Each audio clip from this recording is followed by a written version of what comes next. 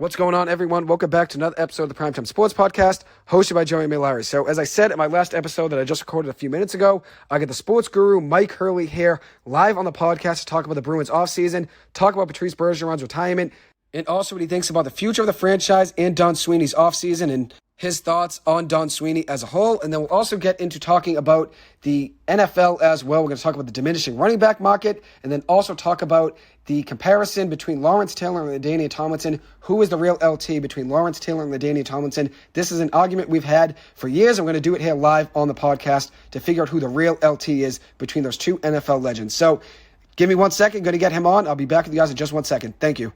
Here we are, back with the sports guru, Mike Hurley. How we doing, Mike? Good. First summer appearance on the show. Yeah, it's been a while since you've been on. Obviously, a lot's happened in the NHL, in the world of sports since you were on. So happy to have you on. Thank you for taking the time to come on here and talk about the Bees. Yep, it's good.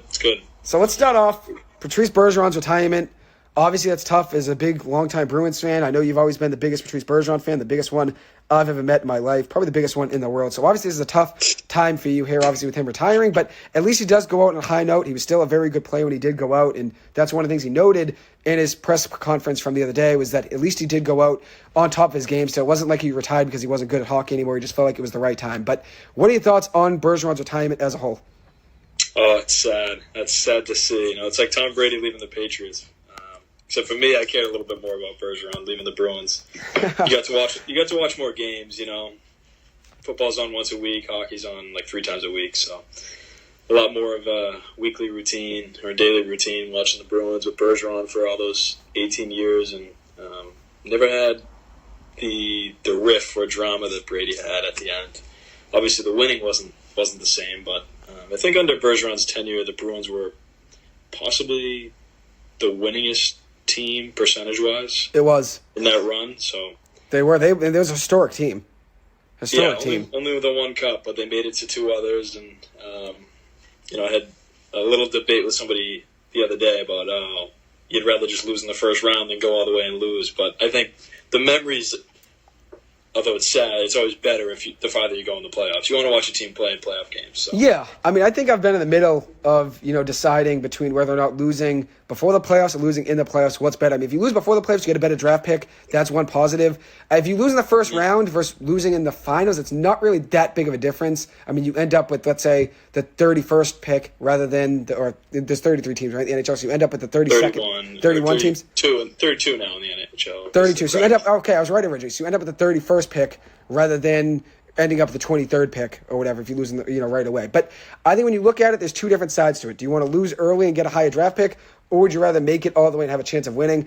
I don't know. It depends on the team, in the situation. Do you know what I mean? If you're a team that's going to lose probably first round anyways, that's different. But if you're a team that obviously is a powerhouse like the Bees, I'd rather obviously lose in the finals since you have a chance of winning it all. You know what I mean? If you're a team that barely sneaks into the playoffs and you make it to the finals, let's say like Florida this year, for example. If you sneak in, but you're a team nobody has that expectation for, I probably would have said Florida should just lose, before the playoffs and get a higher draft pick. I would have been wrong. You know what I mean? I disagree. I think that team's better served knocking on the door and losing. It's better for all the players. They know what it's like. Well, that's another thing. Florida was better than their seeding, just like the Miami Heat. It's better for the fans. You get more attached to your team the more games they play in the playoffs. Also, think about this. A lot of teams now make a big push at the deadline if you're in contention. So a lot of these teams don't even have first-round picks. Yeah. Like the Bruins had no first-round pick. So when you're really playing for a pick, that moves a couple of spots. And Bergeron serves a case. He was a second-round pick. You're right. Franchise player for almost 20 years there. So you're right. That's a good point. A lot of good players in all sports that don't come in the first, 10 picks. I'll put it as this, though, which you're right about. You play to win, right, at the end of the day. So even though I'm thinking of it from the perspective of getting a high draft pick, you do play to win. It is exciting seeing your team in the playoffs. The Clippers lost in the first round. I was just happy to see them in the playoffs and win a playoff game, even though we didn't win a series, we only won 1 game. At the end of the day, seeing your team perform and play in the playoffs, that's obviously something you look forward to the entire season. So I can't take that away, from a team for wanting to win. The players want to win at the end of the day. You know what I mean? Nobody says on the ice, let's lose because we want a high draft pick. That's something management thinks or fan base thinks. That's never the players. Or the coach. The coach wants to win too, I think, usually. It's usually management or the fan base that wants to lose early. I always am just used to being in the top 5 picks with the Giants over the years, and that's why I'm thinking of it from the perspective of losing, since the Giants were always far off, losing and getting a high draft pick. But now I've shifted that focus. I'd rather that's win. more like the tank range though, where you're like, oh, Trevor Lawrence is on the board. Yes, so, that's a point too. A lot different. A lot more. Oh, 100%. NHL's still a lottery, so you can be the very worst team and still not get a top 3 pick. Exactly. But 5 picks of a difference in the NFL draft is huge. You know what I mean? It's huge. The 8th pick for the first to 13th pick is huge. Like, trading up for quarterback at 8th rather than when you have the 15th pick. You know what I mean? It's big in the NFL draft, obviously, positioning. But with this Bruins situation here with Patrice Bergeron retiring, now that leaves obviously a big hole in the locker room. Even though Bergeron was more of a silent leader, he wasn't really as vocal yelling at guys or whatever like some other leaders are in the NHL. He was a silent leader, though. And he's obviously someone that everybody's going to miss on the ice, off the ice.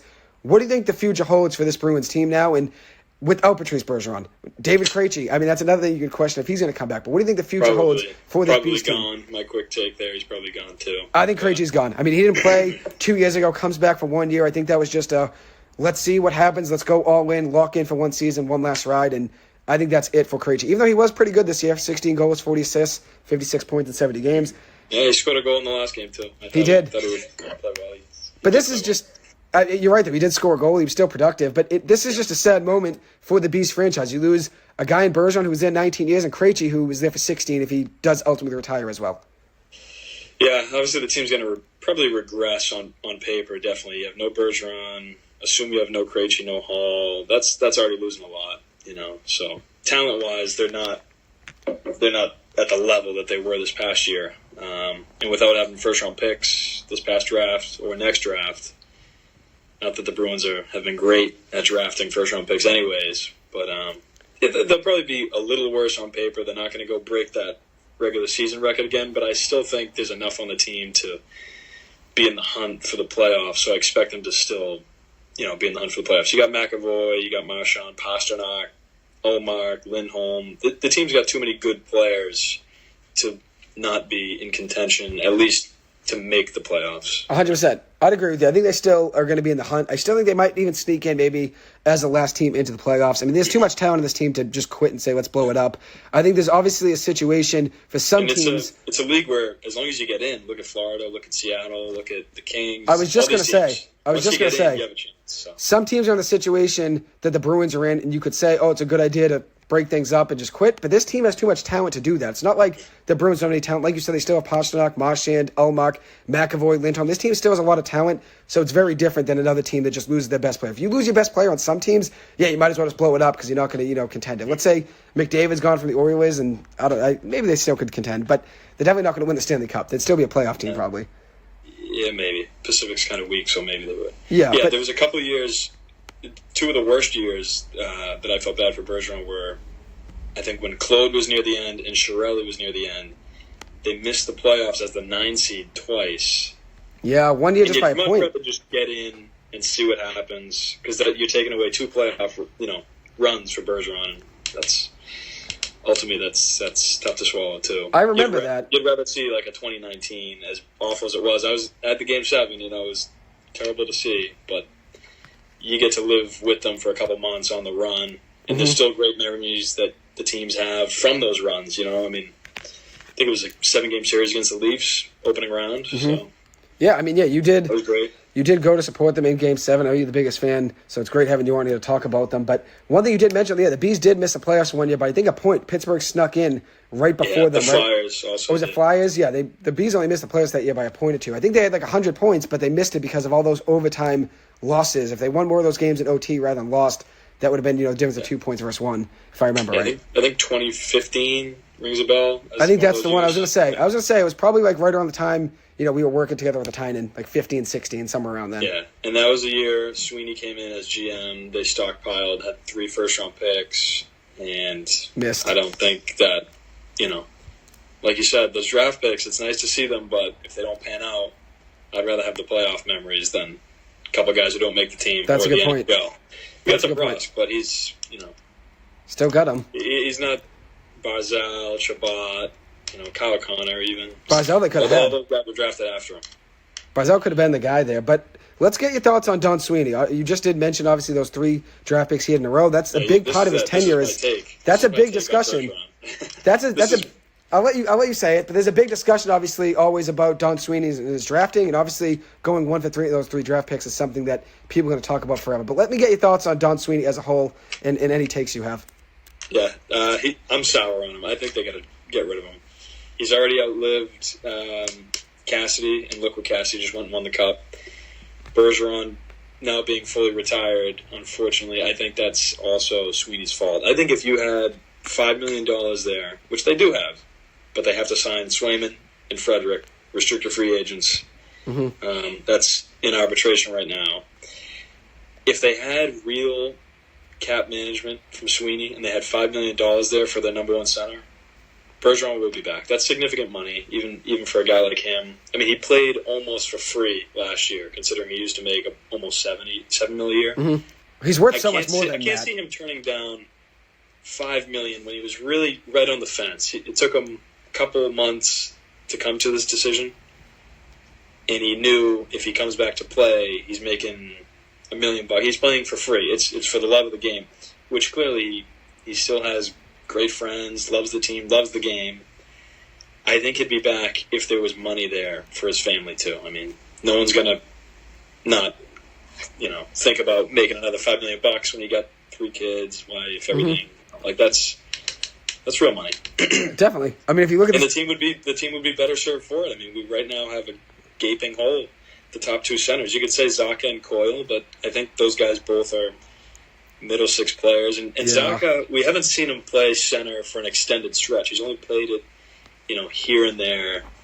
When they need him to step in. I don't know. Yeah, we'll see. He's a talented player, but he's been underwhelming for where he was drafted. He was a top 6 pick. Yeah, for sure. I mean, I think if you look at this Bruins team, I was just going to say, I mean, there is a gaping hole now of talent at that center position, like you said. So especially in our division. I mean, we're going against Braden Point, Austin Matthews, John Tavares. Yeah. Like, these are some big-time guys. Barzal, he's on the Islanders, not a division, but Stamkos. A lot. New York's got some good players. Tampa Bay is just unreal. All that talent on that team. I was going to say, if you look at their first line. Stamkos, yep, for sure. Most good teams don't get by without good centers, and you need offensively gifted centers, too. Like Bergeron, he was, second on the team in goals the past couple of years. And he was great. Behind Pastrnak, who's up there leading the league almost. So still a Selke Award winner 2 years in a row, too. So he was still at the top of his game, which is one good thing At least he was still a good player. It wasn't like he quit just because it Which retired. Is why I'm also just because of that. To see, because he can still do it, and it'd still be really impactful in a good way for us. Yeah. Unfortunate that he got hurt at the end of the year. I think that also, those injuries, he had a lot of miles on him. He did. That's what I was going to say. A litany of injuries and stories of playing through pain, and he had some real serious injuries with the concussion. The rib injuries. Yeah. Well, he was out for a whole year because of a concussion. Mm-hmm. So he almost lost his career to it. Punctured lung, right, in the playoffs? Punctured lung. He broke his nose like 3 or 4 times. He's a tough guy. He had an ongoing sports hernia for the past 5 years. Really? I don't know about that. I didn't even know about that. There's nothing they could do. He just has to play through it. So it's all pain management for him. Yeah. And that's the crazy thing about Bergeron, though. You don't know any of that stuff. You can't tell when you're watching him that he's playing hurt. He just plays. He still plays hard. I think Marchand actually he had the same thing as Bergeron, the sports hernia. These guys are pivoting, and those guys play similar style. Like they're digging, and they got, they're bumping bodies down around the net in the face-off dot. Mm-hmm. They play a lot of minutes, a lot of pivoting on the PK. So just to show the wear and tear in the same spot. But Marchand actually had the operation on it. Mm-hmm. So that's the difference, right? I think Bergeron he had gotten the operation and came back, and which so good. He elected to no more surgeries on it, just manage it. But a lot of these athletes do that. But him, to an outstanding degree, playing through everything for the team, which you love to see as a fan. So 100%. 100%. That's the thing with this Bees team. You just lose a lot of heart and soul when you lose a guy like Bergeron. Just like the Celtics, they lose Marcus Smart. Absolutely. You lose the heart and soul there, obviously, too. So that's obviously going to be tough. But one thing you did mention with Don Sweeney was his inability to obviously draft, and then you also said they didn't have the cap space to try to get back a guy like Bergeron. If they had $5 million, that was what it would take. They obviously don't have that currently. I think that number would do it. I'm just pulling that out of thin air. Yeah, no, but I think you're right. I think it probably would as well. And think about that, $5 million for a top-line center, that's a bargain. Oh, that's a bargain today. To get him on the veteran minimum last year was ridiculous. $1.5 million with a $1 million signing bonus, that's ridiculous the Bruins got him on that last year. Yeah, that's a gift for the team, and I think Sweeney just completely mismanaged the money. I mean, even getting rid of Hall's contract, we still, we've got buyouts that hurt your bottom line by a couple $1 million. Mike Riley. We had to bury Mike Riley, Chris Wagner. Wagner's another one, yeah. I mean, we've got Forbert on a deal. He's making $3 million a year. Would you rather have Forbert and Mike Riley or Patrice Bergeron? I think that's pretty easy. Bergie. He did do pretty good for himself, which obviously here's the thing. When you look at these trades, right, trading for Hathaway and Orlov and trading for Bertuzzi, you're giving up first-round picks, which that isn't good. But he did get good talent back. Even though you don't re-sign them, that's the problem. That's the difference right there. It's wasted draft picks because you didn't re-sign them. But here's the thing. If it goes two ways, if you win the Stanley Cup Finals, you don't care about those draft picks. No question about it, yeah. Or if you re-sign them, then you're okay with at least giving up those two first. The difference is here with those trades, he did bring in good talent. He just didn't re-sign them, and you didn't win. So at the end of the day, it's a loss, right? You could say it. You can agree with that, right?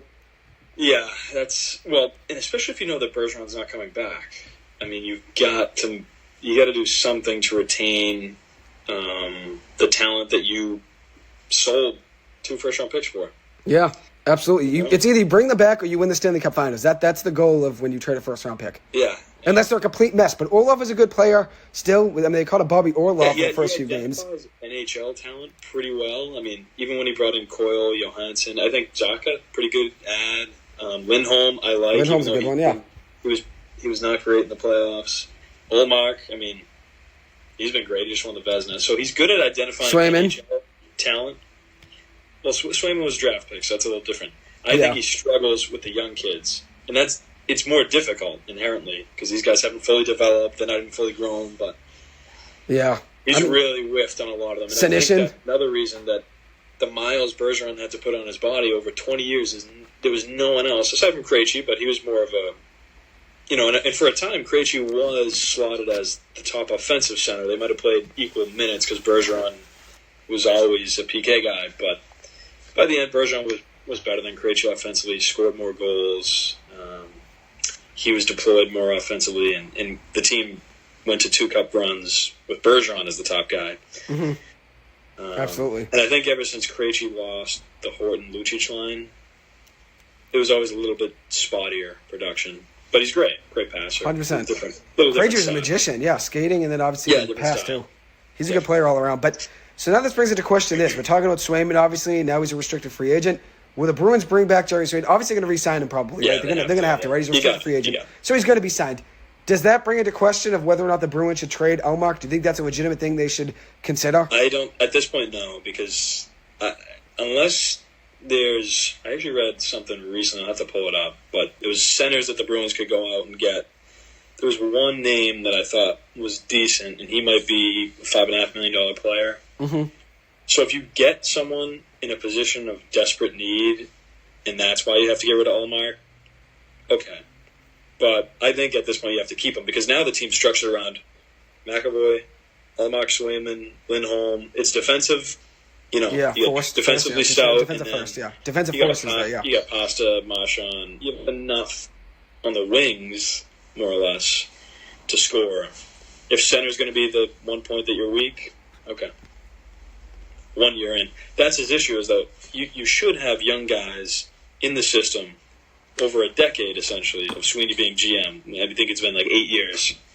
Hasn't drafted one guy who could be a potential top 6 center. It's just, I think that's inexcusable. Yeah. Inexcusable. Usually you want to see your star players when they get older, mid-30s, late 30s. If you want their minutes to come down, you want to have a Braden Point stepping in so that Stamkos doesn't have to play 20 minutes a night. It's 100%. Great to have internal competition where there's an emerging young star. The only guy we've really had is, Pastrnak and McAvoy, and those guys were not picked by Sweeney. They both Shirley guys? Well, McAvoy actually was a Sweeney guy, but okay, McAvoy was Sweeney, as I thought, and then the other one was Shirley, right? Yeah, Pastrnak? Shirley for Pasta. Yeah. Okay, makes sense. And Shirley was notoriously awful with the cap. Sweeney was good at re-signing guys, but he wasn't. When all you do is draft guys who can't make the NHL, you have to go out there and sign or trade for NHL caliber players. And he brought in people like Jimmy Hayes. He brought in Bolesky. Like, there's a lot of misses there that he had to buy out. Backus. Oh, 100%. Foligno was overpaid his first year. Backus was overpaid, too. Backus was well overpaid. I think he was $6 million. I mean, even Hall, I know you were able to get rid of him because he was decent, but $6 million. Yeah, that's the thing. When you have bad drafting, you have to make up for it by signing. You have to make up for it at the NHL level, and it's never going to be 100% hit rate. You know? No, you won't be. Even the draft. Rick Nash, he had to get rid of a first-round pick there. Rick Nash. I forgot about Rick Nash. He was great back in the day, though. Any guy who was almost good, you also had to sell, and it was mostly defensive guys. Vakanainen, Lindgren. Yeah. You know, these guys are in the NHL now. Who's the guy who got picked up by Seattle in the is it Donato? No. Lauzon. Lauzon, Donato yeah. they got rid of, but he also wasn't cutting it. He wasn't going to be a center here. Donato's guy you drafted, though, right? He drafted him. Yeah, he drafted Donato. But he was the crown jewel of Sweeney's, prospect pool at the time. And Donato's, he's like a third-line guy. Yeah. I mean, that was the guy they drafted. I remember coming out of college, he was a big name because he was good. Harvard. Yeah, he was good in the bean pond stuff. But that's a criticism, is that all he does is take guys out of Hockey East and, Northeast hockey schools like Quinnipiac. And BC has a lot there. 2 or 3 guys last year, Yeah, a lot of BU, a lot of BC. Gasso. Harvard a little bit. Yep. Yeah. Jovic, Gasso, and then even Swayman is Maine, right? Jovic, yeah. Swayman's actually a good pick. But Swayman's a steal. So, yeah, that brings it to question, though, trading Ullmark. I think here's where I stand with the situation. So I would get rid of Sweeney. Just throwing that out there. I would get rid of him. I like Jeff Gorton. He's up in Montreal. I don't think he's fully titled GM because he might not speak French. He is the guy who drafted, I believe, Brad Marchand. Okay. Milan Lucic. So he has a good eye. He might have been the guy who traded for Chara. Like, he had a big impact on the 2011 Bruins team, and he was only an interim GM. Mm-hmm. He got ran out of town by the owner of the Rangers over some squabble. I don't know, but he's great, and he can draft. All right, I don't mind that. Look, he drafted Brad Marchand. The guy's a stud. I mean, he's up there in points with guys like McDavid over a 5-10 year stretch. 100%. He's a great player all around. Quite McDavid, but he's a fantastic player. No, yeah, but he's up there in goals and points, obviously. Very talented player all around. And I think he's of all active players in the NHL, he's got the most career shorthanded goals. He's got it's impressive. 50. Yeah, he's great defensively. That's why he's out there on those shorthanded opportunities, on the penalty kill. Yeah, and the way he plays is great. I think maybe we'll get into it, but if we're talking who gets the C stitched on their jersey, I think it's one of 2 guys. It's either Marchand or McAvoy. I would personally give it Marchand. I go Marchand too, yeah. But I give it to Brad Marchand. He's been here the longest now, right? He's the longest tenured Bruin, correct? Yeah, it's not for that reason that I would give it to him. I give it to him because I think he brings the right effort every night. He's a vocal leader. He's an emotional leader of the team. A lot of times over the past decade that he's been here, excellent, he's the guy who drags the Bruins into the fight. He scores a lot of big goals. 100%. And he's cut down on the rattiness. So I would give it to him. 100%. I'm with you there. So we'll see what the Bees... I think if it was put to a vote, the team would vote for him. I'm just wondering, maybe he would personally say give it to somebody like McAvoy, because when a guy like Recchi was here, veteran winger, he started handing over the reins to Bergeron. They played on the same line. Yeah. And he was like, and this is Recchi, he was like a scoring champion, couple Stanley Cups. He was old too here. Yeah, he was the oldest player to ever score a goal in the Stanley Cup Finals. It's like 43 years old or something. Something ridiculous. Yeah, when he was here, he was one of the guys who encouraged Bergeron to speak up more in the locker room. So it's good to have that, though, in your locker room. You need someone like that. I think Marchand would be that guy. He's going to get people's faces. But he might be encouraging someone like McAvoy, like, hey, you be captain, I'll stay assistant, and, I'll help you. But we need you to start filling the big shoes now. Yeah, maybe that could be the case. It's a big role. And sometimes you give it to a younger guy. Like McAvoy gets hot-headed. So does Marchand. But maybe it has a bigger impact giving it to McAvoy than it would to Marchand. Marchand's not going to change who he is just because he's captain. Mm-hmm. Maybe McAvoy, it helps him progress. So that's one reason. Definitely. So I want to tell you what I thought about the situation with Ullmark and Swayman. Here's the thing. Swayman's obviously going to get re-signed, restricted free agent. They're not going to let him walk.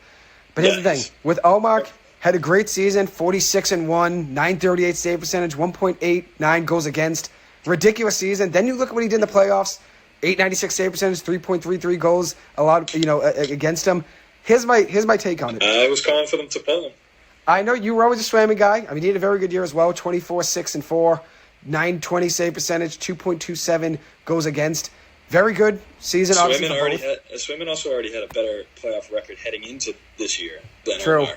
Because You're right. last year, when they were down in Carolina, Ullmark lost the first couple games. They put in Swayman, and Swayman won all the games at home, 3 games, and then ended up losing one.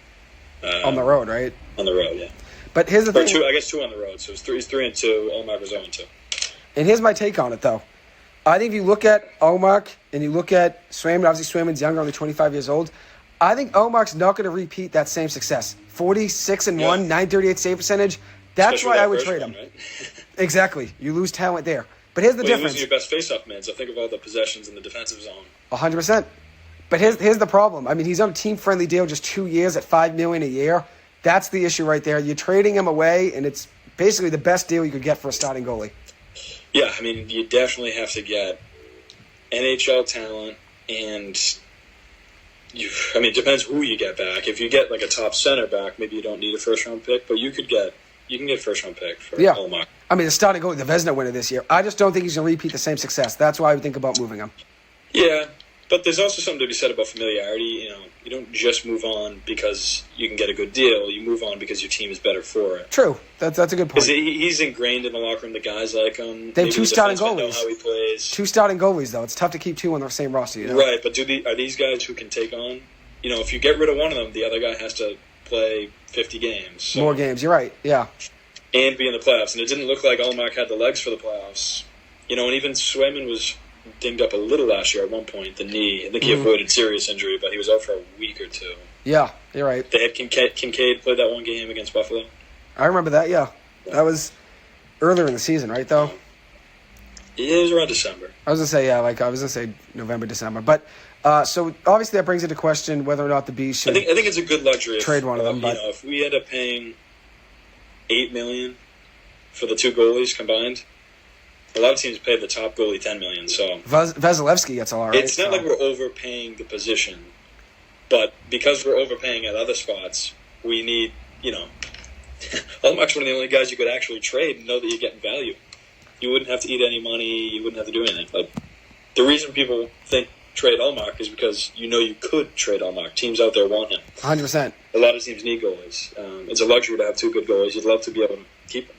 100%. So we'll see what obviously happens there with Ullmark and obviously Swayman. Swayman will get re-signed. I'd imagine they keep Ullmark. I would just at least think about trading him since I don't think he's going to repeat the same success. But you don't trade a guy just because you're going to get good value back. You trade him because you want to improve the current roster. Maybe you get back a good piece. You also get maybe a draft pick back in return that you can use at the trade deadline. You never know. Yeah, there's multiple ways you can go. There's only one thing I would get back. You got to get a top-line center, Yeah. So maybe we don't have it. There's 2 years left in his deal. Maybe you get a guy that's got 1 year left on his deal, which probably isn't great value, but you can probably get back a draft pick back if you get a guy that only has 1 year left on his current deal. You know what I mean? You'd probably get a draft pick and that guy with 1 year left on his deal in exchange for 2 years of Ullmark. So there's multiple ways Sweeney can go, but you think Sweeney should be gone, correct? I would get rid of him. Yeah, I would definitely get rid of him. They're giving him this year, though, at least. They're giving him this year. Yeah, we're too close to the season. It's too late to get rid of him now, in a way, because offseason's already begun. Exactly. I think he's already squandered some things. Season's coming. The team's already shaped up, like he signed, all those pieces, a lot of old washed-up guys. I think, they could pan out. I got nothing wrong with signing guys to a veteran minimum deal. As a matter of fact, every team needs those players. Like, it's a hard cap league. You need some guys who make $1 million. Mm-hmm. And one, get a veteran who's willing to come play for $1 million. Now they got like 3 of them, but yeah, I guess let him make it. But I have him on a real short leash. He'd be gone for me. I guess for a lot of Bruins fans, they probably want him gone, right? But I wanted him gone already. No, you were right that you jumped the gun on it. You were right. And I don't say that he's all bad. It's just I fundamentally think he should be gone. Yeah, I think Bergeron could be back if he had managed things better. He's got no control over the team winning round 1 there. He put a good team on the ice, but he did it at the expense of drafting. 100%. That's been his weakest point for 8 years running. We've really only gotten 2 guys, I guess 3 with DeBrusk, but it's tough to give him credit on DeBrusk because he had 3 picks in a row in the first round. If you're only planting 1 NHL player, yeah, you want to go 2 for 3 there at least. That is really tough. You want to go 2 for 3, especially if the guy, if DeBrusk was, Braden Point or somebody of that caliber. Austin Matthews, you'd be fine with it. Yeah, Austin Matthews. If you got a second Pastrnak, it's like, whoa, all right. Exactly. You hit a home run. At least with one of them, yeah. And then 2 strikeouts. We'll take the home run. DeBrusk is a solid player, but even DeBrusk had some tiffs with the team, and he wanted to be out. Yeah, I'm happy he came back. Is he going to be a lifelong Bruin? I don't know. Probably not. Probably not a He's lifelong. He's good value now, $4 million for a guy putting up 20-something goals, but he's everyone likes to say he's got the talent to score 30, but he has not scored 30. Yeah, he does have the talent to score 30, is right. Maybe this upcoming season. He hasn't done it. It's one thing to be talented enough. It's another thing to go do it, and we're going to need him to do it. He'll be first line, right, still? It remains to be seen. Do you do Zacha, Pasta, and Marchand together? Or do you that's a good question. Keep DeBrusk with Marchand and... I'd say keep him with Marchand. Yeah, but I don't know. It's a good question. That's a whole other shakeup. Team's got to think now. You're right. The line's going to be different. You might need to load up your most offensive players because it takes everything you got. Mm-hmm. Yeah. I mean, Coyle's not as question. offensively gifted as Zacha, and Zacha's not as gifted as Bergeron. Mm-hmm. And probably not as gifted as Krejci even. You're right. There's definitely a difference in talent. So, what would you say about the Bruins off-season moves? Were you a fan of the signing of Patrick Brown, Lucic, Shattenkirk? What do you think of all those moves? You can start with any of them. Talk about as many as you want. I'll let you take the floor there. Yeah, I think they're fine. None of them are going to sink you because none of them are that much money. They're all cheap. Everything's $775,000, $1 million, $1.5 million, all cheap. $4 million, $2 million a year to Geeky. Yeah, but he's fourth line center. Yeah. And you're losing Nosek. I don't think that's much of it. You're just changing names. You're not really changing. Yeah. Fundamentals of your team. Geeky's probably, I think, a little younger. They say he's got a little offensive game, but 28 points in 69 games. Plays 10 minutes a night.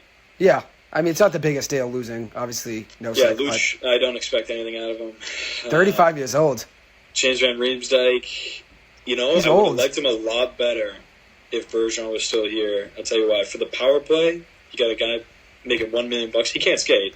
He's slow as molasses, but in front of the net, he's still got a good active stick. He's a big body. Mm-hmm. He's not super physical, but the guy scored all the goals in his career within 10 feet of the net. Yeah, you're right. He's bringing you an element that you've desperately needed. I mean, Bertuzzi was sort of bringing that. Unfortunately, we don't have him.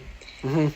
But Van Riemsdyk for $1 million, playing on the power play and third line, I wouldn't hate that. But without Bergeron now, you got to think, how is the power play going to work? You might not even have the same setup. Mm-hmm.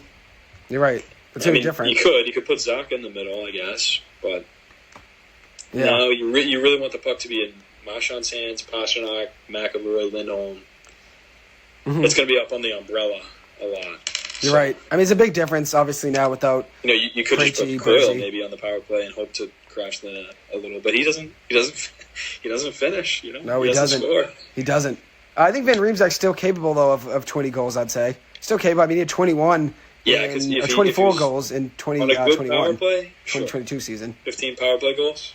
Yeah, 24 goals, 14 assists, 38 points in the 2021-2022 season. So a year removed. Obviously, this past year he didn't do. They only had 12 goals and 29 points in 61 games. Was he on Toronto? I believe so. Yes. I think it was. Let me see. I had all the stats written down there. I'll see. Mm-hmm. But yeah, I mean, he's probably you sign him and have expectations he's going to be the player he once was. He's washed up now, right? 34 years old, so still a good player, but he's not the player he once was. I mean, it's like a veteran guy with a good 3-point shot.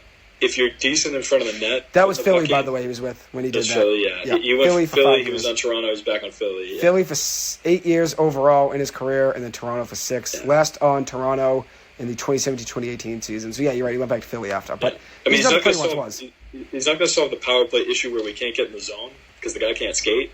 Mm-hmm. But I think it's sort of like an old guy in the NBA who can still shoot threes. Like if you're still good in front of the net with your stick, yeah, that's always going to be valuable, and you don't need to be 25 to do it. 100%. I'm with you there. That makes sense. I mean, he wasn't really for much money. He's got a knack for it. He's $1 good at screening.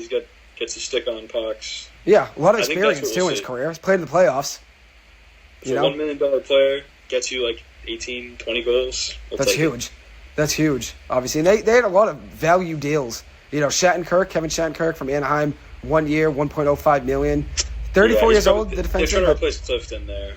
Yeah. I think Clifton's better at this stage. Clifton has more skating, more hitting. Clifton got more money, though. 3 years, $10 million in Buffalo. But he's obviously younger and had a decent year for the Beast. 5 goals, 18 assists, 23 points. That was a great year for him. That's a good year for a third pair D. Absolutely. That was a great year for him overall in his career, yeah. Sadly, but... I want to get your thoughts. Clifton was not bad on the breakout, too. I mean, Shattenkirk's a better passer. Yeah. I'm not too... He probably has a better shot, too. Like, the guy was a power play guy most of his 4 goals career. last year, 23 assists, 27 points. But he's not going to be on the top power play, so... Mm-hmm. And is he going to be on the second one? Maybe if they do 2D, if it's Lindholm and Shattenkirk. Mm-hmm. You might see that.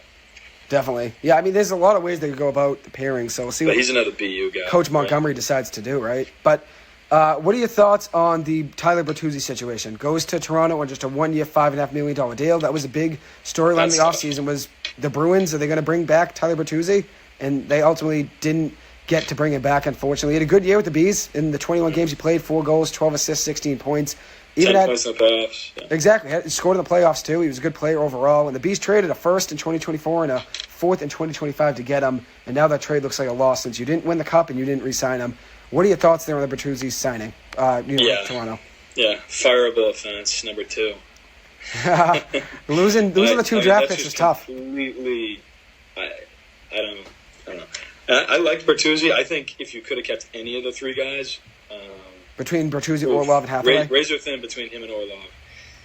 I think the way the team is right now, Bertuzzi would probably be more helpful. But if you go all defense and load up, I mean, going against McAvoy, Lindholm, and Orlov, you got 3 good D-men there who can all play 22 minutes. But yeah, all 3 of those guys being gone. Even Hathaway. I mean, Hathaway got paid, but 2 years, $4.75 million from Philly. Yeah, he got money. Yeah, I can't believe that Sweeney wouldn't match that 5.5 from Toronto. Yeah, because we have that in cap space for this year. 100%. Why can't you give him, 4 years, $20 million? Exactly. Be able to pay that. 100%. And Toronto's actually over the cap right now, so they're going to have to dump pieces. Yeah, because of all the money, Austin Matthews and Tavares. They've got control of the players right now. We don't have that, and we lost the first-round pick. So exactly. I think there's almost no excuse to not getting that done. Definitely. Maybe we can go get him next year, but you're probably going to have to pay more. You're right. It's a big loss. It's a big loss, obviously, in Bertuzzi. I thought they'd bring him back. I thought that was the main goal of the offseason, but I guess not. Then you lose. Double whammy because you bow out in the first round and then no pick and exactly. No player. And you lose other pieces on the same team, too. It's not like you're bringing back Hall, Bergeron, and Krejci. You lost all 4 of those talented players there in just the same everyone offseason. thought when they got rid of Hall, it was a telegraph. Oh, they're going to keep Bertuzzi. Nope, didn't happen. No, I thought it was, too. I thought they were saving cap space to try to get him. I mean, that trade was actually a good trade, though, giving up Hall. I mean, the Chicago Blackhawks took all $6 million of the cap hit, took the rights to Foligno, who ends up getting paid, actually, 1 year, $4 million from Chicago. But the Bees got back 2 restricted free agents, that Ian Mitchell and Alec Regula, and they end up signing them to smaller deals. I don't know much about them, but 1 year, $775,000. Flyers on the guys. It's the cap relief that you needed. Yeah, 2 defensemen, too. Young defenseman, 24 years old. Mitchell, 1 goal, 7 assists, 8 points in 35 games. Then Regula, 23 years old, 1 goal, no assists, 1 point in 22 games in the NHL. Only played 4 games last year, so he's probably AHL depth, I'd imagine. Yeah, definitely. I mean, the top defenseman prospect that we have is Mason Lohrei. Right, yeah. State. I think maybe Lohrei. I'm not really sure, but I've seen the name. Yeah. But he'll probably make it up, next year? I don't know. Maybe he'll play in a game this year. We'll see. Yeah. I think Lysel's got to come up. It might be time to call him up now. I think you got to call him up. Hey, what about Mark McLaughlin? They better get him up. They might need him. Yeah, they might Talking need him. centers. Get him up. No sentiment, so. Well, he was buried in the depth this year. He wasn't going to make it up because how good the Bees were at the NHL level, but he deserves a spot. Get him in there. I mean, he's not going to be a top-line center. You got a glut of third-line centers, really. Mm-hmm. But you're right. We'll see. We'll see what happens there, yeah. I mean, I'm excited to see. I think Lysell have to come up, though. I was going to say, I'm excited to see what they do with Lysell. I think that Sweeney knew that he knows Lysell is a reflection of him drafting. He has not been able to draft offense. You're right. No forwards to speak of aside from Bobrovsky. And like I said, I don't really count that because 3 first-round picks in a row, and that's all you got. You should hit 2 of the 3, I would say. In the top you got to hit something. Top 15, you got to hit 2 of those 3, I'd say. If You have 3 in a row. Yeah. They should all at least be NHL players. Oh, absolutely. They're not even NHL guys. That just means you don't have the eyes, the talent to see, young players to see if they're going to develop and grow. And he had the arrogance to make all the picks. I mean, you could trade a pick to go up and get a no-brainer, or you could trade for an NHL guy, but he thought he was going to make a mark on this franchise by drafting 3 times in the first round, and that could be a foundational, core of the team. Definitely. I mean, if the draft picks were Bergeron, Krejci, and Chara, it's like, yeah, look at this team. Yeah, 100%. Wasn't, sadly, but... And Jabrowski, I mean, as much as he's a familiar guy, he's not exactly like a core player. I know that might sound weird, but I don't think he's a core guy. Probably not the best player in the locker room, too. He wanted out anyways, so... I think the guys in the locker room actually like him. I think he's a well-liked guy. It's just... Is he a leader? I don't think That's what I was so. saying. I don't think he is. That's what I meant in he's the locker room. He's not a leader, and he's sort of... Maybe they do like him as a teammate. He gets flaky. Sometimes he's a ghost. Other games he scores a hat-trick. Yeah. He's got the talent. He does. But he does. He's got to figure it out, put it all he's together. missing something. He's terribly inconsistent. They need someone to step up now. Maybe he's the guy that steps up this year. You never know, but This is the time to step up and shine. But you want to switch gears and talk NFL, talk some Yeah, LT? we can switch. It's making me sad and frustrated. I apologize. I came in here with good intentions to have you come on and talk bees. I didn't want to make you upset, but we'll see what happens obviously in the future. They'll have you on anyways for the start of the season too about the Bruins, so we'll do an in-depth look at their schedule and stuff then. But so, do you want to start? Blame Sweeney for why Bergeron's not back. That's the take. That's the take, and fire Sweeney from you. So you're right. I think you're right, but I think they'll give him this year, obviously, and then probably after this current season, maybe it is it. Yeah, I mean, if the owners really cared, I think even Cam Jacobs, would be on the hot seat. Seems like they have a good relationship with him. That's what always every owner says. We have a good relationship, with the front office and everything and all. That's what they always say. So maybe they don't want to get rid of him. But what do you want to start with? LaDainian Tomlinson versus Lawrence Taylor, who's the real LT? Would you rather jump and talk about the running back market? We can talk about both, but you can pick which one we want to start with. What do you want to do? It's up to you. I'll let you pick here. Running back market. I mean, the LT one it's a little bit in jest, but we'll do it. Go for that. I mean, you always say, hey, LaDainian Tomlinson's the real LT. So when people say LT, it's Lawrence Taylor. Who do you think of? Lawrence Taylor. He's this the original. Coming from a Giants fan. When I grew up watching football, LaDainian Tomlinson. I mean, I think when you talk about... I had to go dust off a history book to find out who Lawrence Taylor was. I was just going to say, I think when you talk about the game of football and how it's changed, Lawrence Taylor changed the game of football. It's like, that's why he's the real LT. And obviously he played before, 1981 to 1993, and then you look at LT, 2001 to 2011, so he was the original LT. But look at those accolades I gave and I wrote down. He was the 3-time Defensive Player of the Year. Only Aaron Donald and J.J. Watt have done that.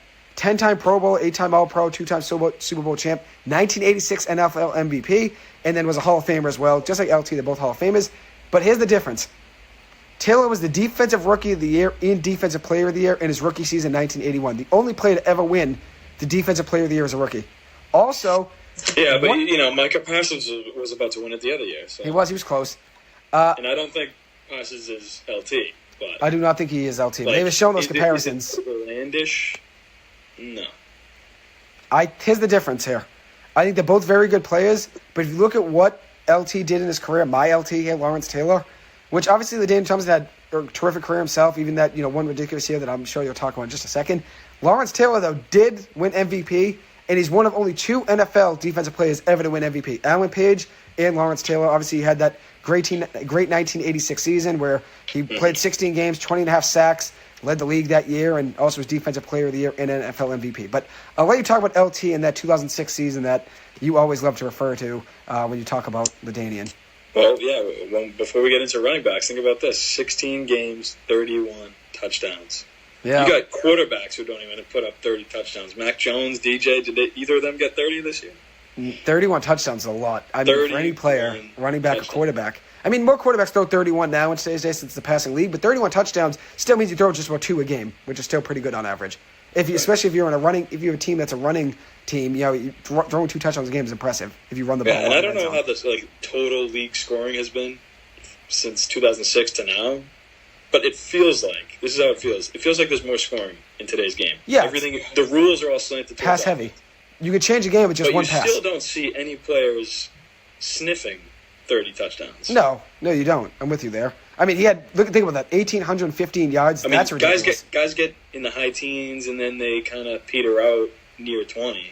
You're right. And that's like the best in the league, Cup or Jefferson or, Jonathan Taylor that one year. You're right. 31. I mean, touchdowns. That's impressive on its own, but the rushing yards, too, 1,815 rushing yards, that's unreal, too. Oh, yeah. You know what I mean? And everyone knew he was getting the ball. I mean, he was the offense, so I just think he was awesome. He was one of the reasons I wanted to start playing football. He was just electric to watch. Yeah.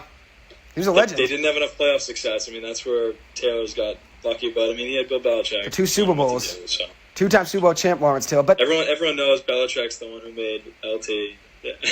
I get that. I don't get that he made LT, but I get that obviously Belichick was there for part of his success. No, I don't think he made him. He would have been the same wherever he went. That's what I was going to say. But Belichick was there for some success, so maybe there was something he taught him. But at the end of the day, Lawrence Taylor would have been a great defensive player no matter where he played.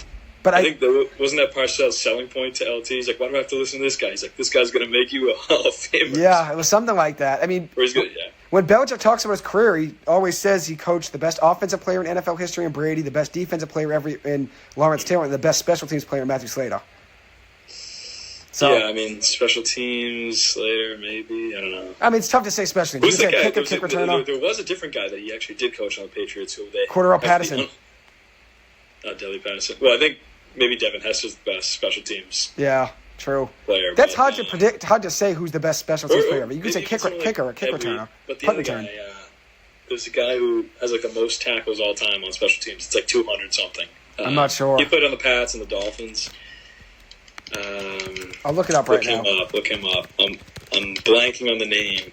Most special teams tackles ever. Izzo.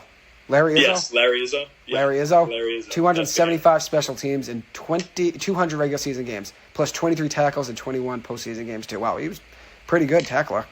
He's a beast. Izzo, beast. But I think when you look at this debate, though, here, two very good players. They play two different positions, so it's really hard to say who the better players. And we're not saying who's better. I mean, I think Taylor objectively is better since he did change the game. But when you think about the nickname LT, I thought this was a fun debate. We always talked about it, so I figured why not. But if you look at their careers, they're both top 5 picks, both won NFL MVP. I mean, in the both modern NFL, though, right? Both Hall of Famers. I'm trying to think about the change to the league. I guess LT is the reason that left tackle is so important. But that's small. I mean, that's a small thing. LT, offensively, he was one of the first guys to both excel at running and pass catching. Tomlinson. He also threw touchdowns. He did have a couple, yeah. He also had some throwing touchdowns. Now you see more versatility in the backfield, or at least every team's got to have a guy who can catch passes. It used to not be that way. It used to be like, hey, just get Jerome Bettis. James White. Exactly, yeah. Pass catching backs. I mean, they have a job now. So he did it all. I mean, he did it all in one. Yeah. He made that a staple, and now it's every offense does it. Every offense has running back who can catch. Definitely. No, he's right. He changed the game, too. Those running backs have longer lifespans, too. You're right. I mean, Saquon, right? It's like a similar style. I think his favorite player was LT. I think it was LT and Barry Sanders. Yeah, LT and Barry. He loves Barry. But, even he's too young to really know Barry. And AP, though. He loved Adrian Peterson, too, Saquon. I remember when they met. Yeah, AP wasn't said that. Really as good at pass catching, though. No, he wasn't. But, I mean, he was great back, overall in his career. But I think when you look at Lawrence Taylor's career, though, when he came to the Jets, he was the secret weapon. 2 touchdowns against the Patriots to go to the AFC Championship game. You're right. 2009 or something? 2009? Yeah, something like that. Or maybe 2010? He played 2001 to 2011, so it must be 2010, 2011 he played for the Jets. 2010, 2011, yeah. So he played, up until 2011. It had to be 2010, then, because 2011 Patriots went to the Super Bowl. Yes, 2010 they went to the AFC Championship, the Jets, and lost. Yeah. Max Sanchez. They made it a couple times with him, actually, at quarterback. But yeah, they did. I think if you look at Lawrence Taylor's career, though, Defensive Player of the Year in each of his first 2 seasons, ridiculous. Also, as I said, one of 2 defensive players ever to win NFL MVP. If you look at LaDainian Tomlinson, 18 running backs have won NFL MVP since it became awarded in 1957. And yeah, but I think back in the 50s they were winning because that's all you did. By the time he was in the league, it was already mostly quarterbacks. Yeah, it's just a quarterback's game now. I mean, it's gotten to the point where they might as well come up with a separate award, It just should be the non-MVP that's not a quarterback. Non-MVP. Yeah. Non-quarterback MVP. That's what it should be. Yeah. Rather than just offensive player of the year, defensive player of the year. The rules for quarterbacks are so QB friendly, and then the stats, they're getting inflated. It's a passing game, right? It's a passing game. So many guys throw for 35 plus touchdowns and 5,000 yards. Everyone does it. All the passing leaders, career wise, are all modern day QBs. You're right. But this was a good, obviously, debate here. If you look at both careers, Tomlinson, 162 touchdowns in 170 games, ridiculous. And then Lawrence Taylor, 9 interceptions, 2 pick sixes, 11 fumble recoveries, and 142 sacks in 184 games. Both legends. I mean, we just did this for the fun of it. Why not? But you're right. It is a passing game in today's day. And I think they both changed the game in different ways. I think Lawrence Taylor did it more, but they both did change the game. Which guy, if they're both in their prime now, which guy would have more impact right now in the league? I think Lawrence Taylor. 20 and a half sacks he had in 1986. I mean, yeah, I would actually I guess I would agree because you could say he's a little bit like a Von Miller, except maybe a little bit better. He's more built than Von Miller, but they're both similar, moves and stuff. Yeah, but they I think both get Von finesse. in his best. Power, strength, finesse, Broncos year, speed, yeah. Similar impacts, and they did win the Super Bowl. I think LT would be the best running back. Putting up 31 touchdowns, and it's a more similar game today to when he played than when LT played. Mm-hmm. The passing game was probably more rudimentary when LT played, the blocking schemes and all that. I think it's different. It would be tough for him to repeat the same success. Like, will he win MVP in today's day when there's all these roughing the passer calls and stuff? Yeah. I don't know. It's just so slanted against him. Quarterback's league. I guess that's him changing the game in a way, but... Well, that's the story with running backs here. This goes into our next debate here. We're talking about it being a quarterback's game. The running back market itself, the position is diminishing. And that means the market of it. I mean, the position, it'll especially when they're always adding have a more need. games to the schedule, 17 games. I mean, it's always going to be a need, that position. You obviously need a running back in the field. Doesn't have to be a first-round pick always, but you need a running back out there. It's a position of need. But the market itself is diminishing. Saquon, the Giants obviously had a rift. 1 year, $10.1 million. He agrees on a deal this past, earlier in the week. Gets up to $11 million in the deal. Josh Jacobs holding out from Vegas. Yeah. What do you think the running back's going to do to flip the script? I think you have to start winning. I think they're powerless because there's so many. When you're growing up playing football, all the best, most athletic kids want to play running back and they want to play offense. The speedy receivers and running backs. A lot of guys grew up playing running back. Mm-hmm. You're right. And so the talent at that position is just so deep. And You're right. A lot of the best running backs are the youngest ones who don't have as many miles. So every year you could draft a guy or not even draft a guy and get a James Robinson. Yeah, I'm just not getting undrafted. You need someone. The most differentiated you get is someone who can do it all, which means you're really going to focus on the pass catching and the pass protection. You're right. You got to be able to be out there on third downs because that's more like playoff football, and that's when you win and lose games. Definitely. So, if you're just a vanilla running back, it's really tough to say, hey, let's pay you more money than some fourth-round pick. Yeah. That's the hard thing. And if you look at the notes I gave you there with the one about 125 players in the NFL that make over $15 million. So this is a stat I heard listening to First Take, ESPN. Stephen A. said there's 125 players in the NFL, and I looked it up on SpotTrack. He was right. 125 players in the NFL have an average annual contract salary of 15 plus million. Only 2 of those guys are running backs, Kamara and Christian McCaffrey. So Alvin Kamara and Christian McCaffrey, the only 2 running backs in the top 125 that make 15 plus million per year. So just running backs, they don't get the respect in the market. Like you said, it's because you can draft a new one every year if you want. I guess the one thing, developing take here, but everyone knows who they're. If you got a stud running back like a McCaffrey, a Saquon, like someone who's popular too, like they're one of the faces of the league or face of the team. That's where I see it sort of. I don't know if the word unfair, but something's not matching up. Where unbalanced. The league is selling these guys. These guys are part of the great content that we get to watch, but they're not financially benefiting as much as a left tackle who no one, you might not even know who that is, even if it's your favorite team. Yeah. Some big oaf over there.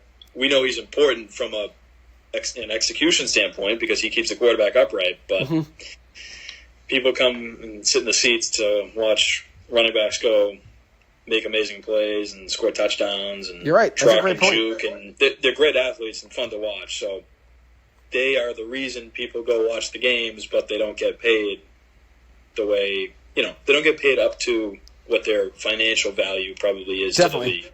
And it's because people buying jerseys for these guys left and right. They're not buying jerseys of Andrew Whitworth. Yeah, right? It's a great point. You're right. That's a great point. I think you can flip the market and flip the script by winning a Super Bowl as a top running back. Look at the chart. Maybe there's a jersey sales thing or something. I don't know. Yeah. There's something in that. But then QBs would want to do it. And obviously everyone buys Tom Brady jerseys, so A way to make themselves money off the jerseys. I mean, they probably do make somewhat. It's got to be some money. something. They do get to something, it. I'm sure, off their name, in the jersey sales, but probably not much. But I'm sure the league gets more. But look at that chart there. 2022 Chiefs won the Super Bowl. Isaiah Pacheco, their lead running back, lead rusher in the Super Bowl. Rookie. Yeah, 870,000, seventh-round pick. Every single one of those Super Bowl leading rushes on the winning team made, at most, from 2009 to 2022, at most, a base salary of $2.5 million. And Percy Harvin was the lead in 2013. He was the leading rusher for the Seahawks in that game. He was a wide receiver, but the leading rusher. But look at that, though. $2.5 million is the most for a base salary for running back from 2009 to 2022 in the Super Bowl winning team. That's the difference. Why would you ever spend? Yeah. That's the difference right there. The leading rusher on every single Super Bowl winning team in the Super Bowl at most had a base salary of $2.5 million. That's not even a running back at Percy Harvin. The most for a running back was Ray Rice at $2 million and Leonard Fournette at $2 million. So I think that's the difference. I think they have to win a Super Bowl with the big running back. So that means Austin Eckler, Alvin Kamara, Christian McCaffrey, Saquon Barkley, Derrick Henry, Josh Jacobs. They have to win a Super Bowl, and then maybe it'll flip the script saying, okay, you can win the Super Bowl with a top-paid running back. Because the position is so talented, it's like even the best guys, if you replace them with, the third-string player on the team, the production's going to be okay. Maybe there's a few plays that you leave out there, but these guys they're well-conditioned athletes. I mean, if the third-string guy is fresh and ready to go, I mean, he's still going to be able to pound it if you got a good offensive line. Definitely. So, it's just that there's no incentive to pay these guys from a business standpoint as a team owner or a GM because you got to spend up for the quarterback. You got to spend up for wideouts and offensive line and pass rushers, cornerbacks, pass coverage. It's like everything's got to go to that passing game. Well, the biggest running back's the last guy on the list, and if every year safety you and running draft back, someone who's ready to go. I mean, a rookie can fill in at running back right away, unlike any other position. You're right. It's really tough for a rookie QB. It's tough to be a rookie on the offensive left tackle. line. Yeah, it's ridiculous.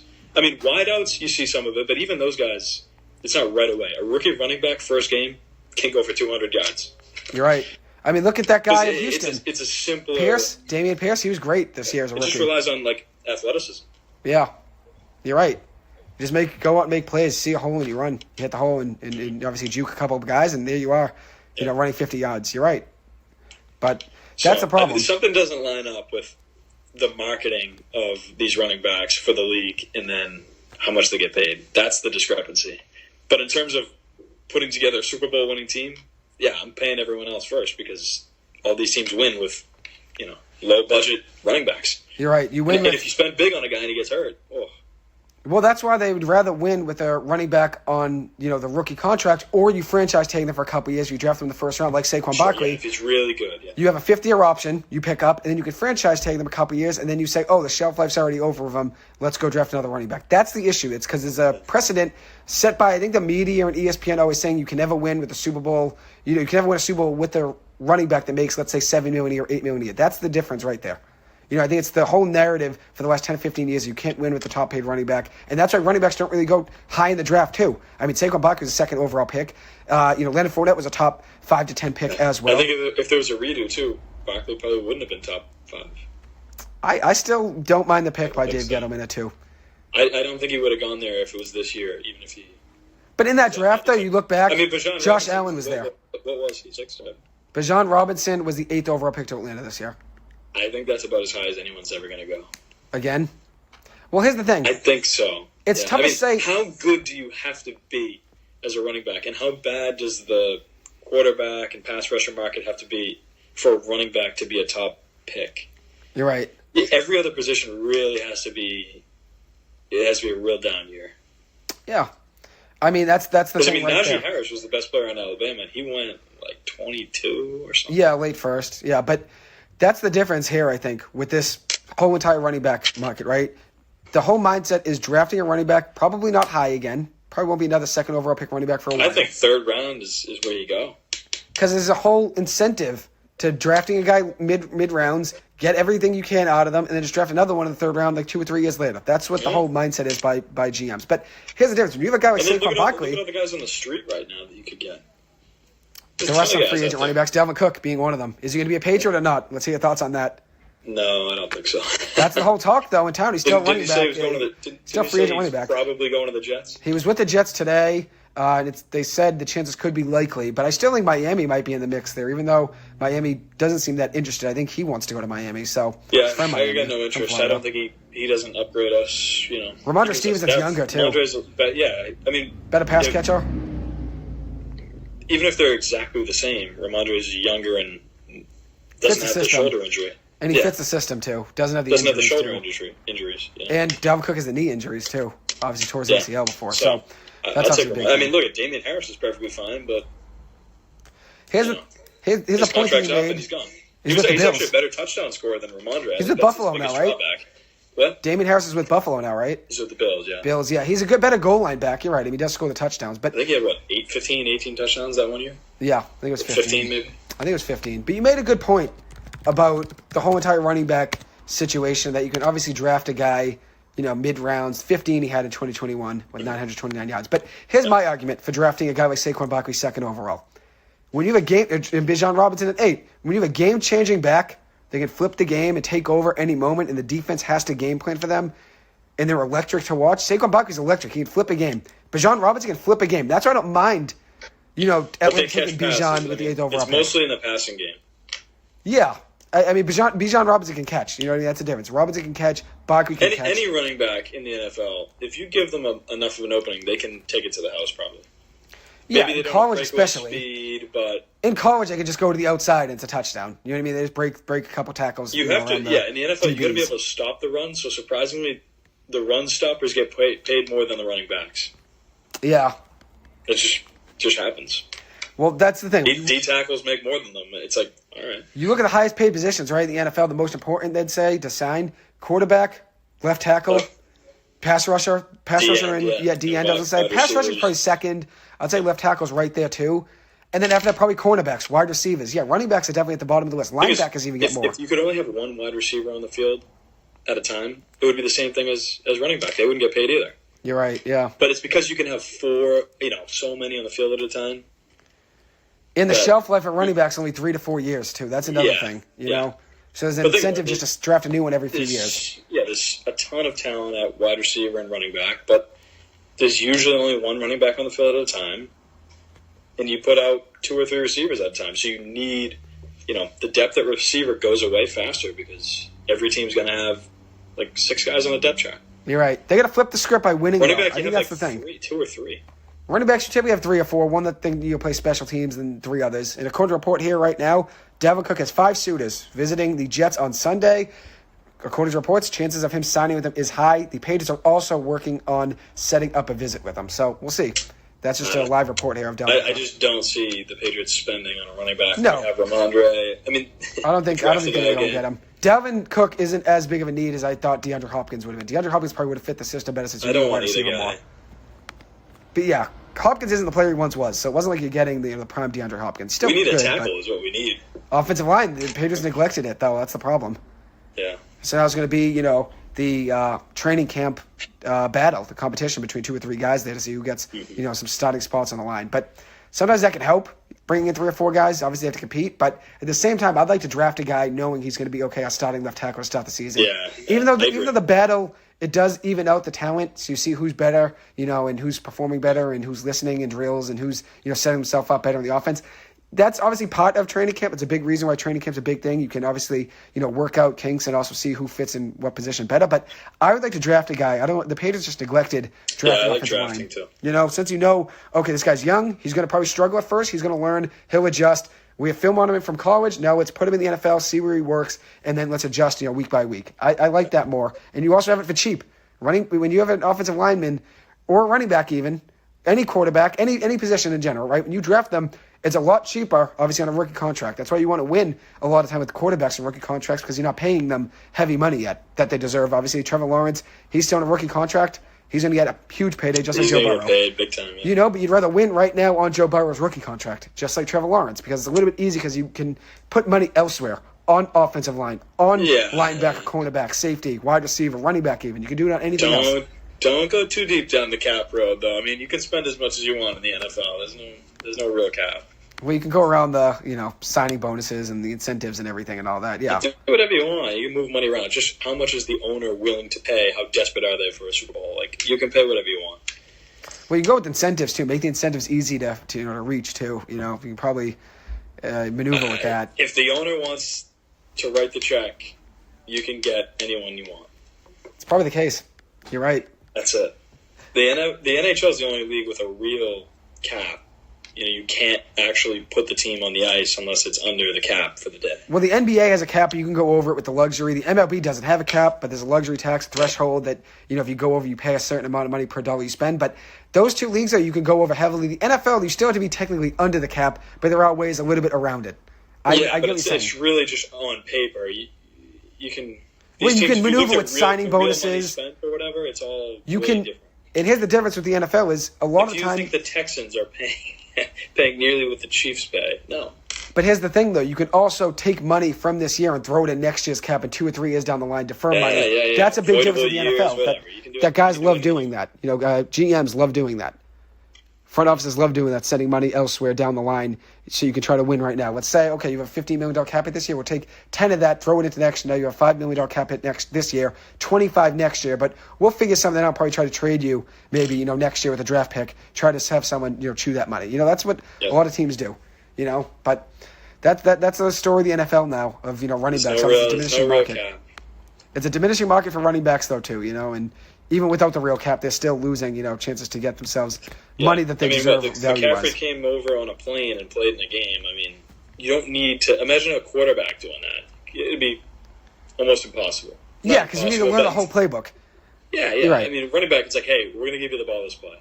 Yeah, and it's going to be a run to the outside. He still has to learn the offensive plays and the wheel routes and all that. Take too much more than that. But yeah, you can step in and just say it's a halfback dive, get in there. But for a quarterback, if they're telling you, silver white lookie, you're not going to know what that means, off the top of your head, And the rest of it is like, can you make guys miss and get first downs for us? Like, that's not scheme. That's just player talent. You're right. And that's the unfortunate thing for the running backs is like they probably they could be the most athletic guys on their team, all of them. Yeah. Most of them. Saquon Barkley is the most there's some physically guys gifted in the player in the secondary, Giants, like an Ed Reed or something, who might be more athletic and more of a freak. But Myles Garrett. Yeah, I suppose some of those guys too. But running backs typically are cut, built, strong, fast. Yeah, they're freaks. Shifty, agile. They're not getting financially compensated for the fact that they might be the most in shape guy on the team. You're right. That's the problem right there. That's the difference. The reality of the situation of the running back market and what they want. Because there's a lot of guys like that. There's not any 6'10" running backs. Like they're average height humans with way above average, athleticism and muscle. Yeah, they can bench a ton. Yeah, you're right. Yeah, but there's just so many. You can go draft any guy. So many in the game of football. It's one of the only college, positions. You could just pluck a guy out of college, stick him in the NFL. Like, okay, hold on to the ball, but you could do it. Yeah, there's a lot of talent. And running backs are expendable. Yeah, for sure. You carry like 8 or 9 running backs in your college roster. Think about that. In the NFL, you carry about 3 or 4 usually. You have a couple in the practice squad, but that's the situation with running backs in the NFL today. But anyways, Mike, I don't want to hold you on too long, but thank you so much for taking the time. And I have a couple quick hitting questions, though. We'll close the episode. Lightning round. Here we go. We'll start off hot. Pepsi or Coca-Cola? Pepsi. Easy one for you. Pepsi. I'll go Pepsi too, but I'm not. Pepsi, the American. Come on, red, white, and blue. I'm not against Coca-Cola, though. The Coca-Cola Christmas bottle, though, back in the day, throwback, one of the best. Yeah, sure, the glass bottle. Exactly, yeah. It's a little different. Yeah. It's an iconic, soda bottle there, obviously. Breakfast or dinner? Dinner's the most important meal of the day, so. I'd go dinner. Gatorade, Powerade? Gatorade. All right, we're agreeing on all this stuff right now. Pancakes or waffles? Okay, so my take on this is the worst pancake is better than the worst waffle, but the best waffle... Oh, wait, no, this is French toast. Okay. So all right, we can go... You spent me too far. All right, I get that. All right, we can go to that. Is it French toast or waffles? French toast or pancakes? Is that what the debate you were trying to get? The worst okay. pancake is much better than the worst French toast, but the best French toast is much better than the best pancake. Okay, I got you. I'd probably still side with pancakes anyways, regardless of both scenarios, over French toast and waffles. But that's just me. But I get that argument. I like that there. Little riddle. I like it. Night or morning? I guess night. Night. I'm night as well. Here's a good one for you. This is a tough one. Prime time. Prime time is nighttime. I'm with you. It is primetime Prime sports. time sports podcast. There you go. Look at you. Chell or the show? NHL, the video game, or the show? MLB, the show video game? Yeah. I mean, they got to put some money into Chell, but Chell's a better game. For me, I mean, I didn't really ever get into too much with either game, but if I had to pick one right now, I'd say the show. Give me Jaron Duran and the Sox. Make them run. There's nothing like scoring a goal in Chell. Yeah, true. It is electric. It is electric. Hitting a bomb in the show is good, too. No, it's fun. Favorite candy? Reese's for me. Yeah, Trader Joe's peanut butter cups, those count. They count. Why not? It's I chocolate. mean, like Starburst and Swedish Fish. All right. I like Swedish Fish. If we're going like junk. Okay, we're going like chocolate or candy. Yeah, if I'm going chocolate in general, let's say Reese's, I guess. If we're going candy, like, so more, less chocolate and more like sugary stuff. I don't know. I like Skittles. I'll say Skittles. Skittles like Marshawn Lynch. I think the dark chocolate Reese's are better. Dark with chocolate Reese's. Okay. What about, what do you call it? Big League Chew. It's gum, but that's technically candy, I guess. Big League Chew versus... Just in general. Heat. Big League Chew. I was going to say, does that count as a candy? Because that was something I chewed a lot growing up. But Big League Chew versus Double Bubble? Oh, that's a good battle there. That's a good battle. I mean, the flavor might last more. I mean, it's not really long. What would you say? I think maybe Double Bubble. I'd probably go with Big League Chew, but the flavor doesn't last in either one, really. No. It runs out. Favorite day of the week? I mean, for everybody, it's Friday or Saturday, right? I'm Thursday, because you're looking forward to Friday, Saturday. You got Thursday Night Football, too, Thursday Night Football, the worst product. Yeah, it's probably going to be gone someday with all the injuries. But I think you can fix Thursday Night Football by making it 2 bye weeks in the NFL, and every team is a bye week before Thursday Night Football. Thursday nights, too. You're right. Usually Tuesday, Thursday, Saturday. Yeah. Maybe Saturday's the best, actually, because Saturday's the best. You can sleep the Bruins daytime games. You wake up, college football's on. I like Saturdays. And then you get the Bruins later on. And then you're looking forward to, let me set my lineup for fantasy the next day. You're right. It's Saturday. If you're a sports guy, it's Saturday. You're right. That brings me to the next question. Favorite season? Summer? Okay. I was going to say fall for football, but I do love summer too. But I like fall. I like spring for baseball. I mean, I get excited with any of these things. Winter's tough, obviously, here. We didn't really get as much snow as we probably have in most years this year. We did get snow, I guess though. But for sports, if you're in playoff baseball, hockey starting, and football's in mid-swing, that's a good time of year. Right. I'd agree with you. I mean, this summer is the summer of rain, though. Spring is good, too. Like baseball. Around opening day for playoffs for the other things heating up. Right after or when the Super Bowl's happening. Well, spring you got Super Bowl, basically, just, right before the Super Bowl, because start of spring's March 20th. So you're getting baseball starting, NFL draft coming, and you're heating up for NBA and NHL playoffs. That's not a bad time of year. Okay, maybe March Madness. Yeah. There you go. March Madness is a good... March Madness, you got the NFL draft's coming up. Yeah. Right? Mm-hmm. And then you got NHL and NBA heating up playoff races. Yeah. You're right. And then MLB opening day. And you're looking forward to summer at the same time, like by Thursday. Maybe first week March Madness. The first 2 days of March Madness are the best part of the tournament. You said a couple of years ago, and you were right. It is, yeah. When you have 30 games a day. Yeah, you have 15 games on at once. It's unreal. That's the best time. Best time of year there. Opening round of the March Madness tournament, opening round of NHL playoffs. Yeah. Very similar. You're right. That first weekend's great in March Madness. Thursday, Friday, Saturday, Sunday is great. When it's just all day long, you can turn on another game. You're right. You might have a good argument there for the best season. I would say fall because I love football, but obviously my birthday's in October as well. But it's tough. I'm going to go fall, but it's hard. And I like, what I love? Halloween time, right? When you still have a light jacket on right before Halloween, like October 15th, you're at a BC football game Saturday night, just a light jacket and jeans does the trick. You don't need a winter coat. I like that. Yeah. Still sunny during the day, still 70 during the day, maybe 65, 70. I think in spring, though, those first days you can go get the short sleeves going. The light jacket? That's what I prefer. Yeah. The light jacket? All right, here's my last one. No jacket. You could still have a light jacket, though, at some of the night games when it's night, 8 o'clock. Suddenly it's the first, 65-degree day. It feels like it's 75. Yeah. Yeah, you're right. That's a good point. Last one here, and this was a Zolek and Bertrand special from today. Okay. And they had this question today. I was going to do this anyways. When I made this itinerary early, I already had quick hitting questions, lightning round before this. But I was watching their show today, and they had this.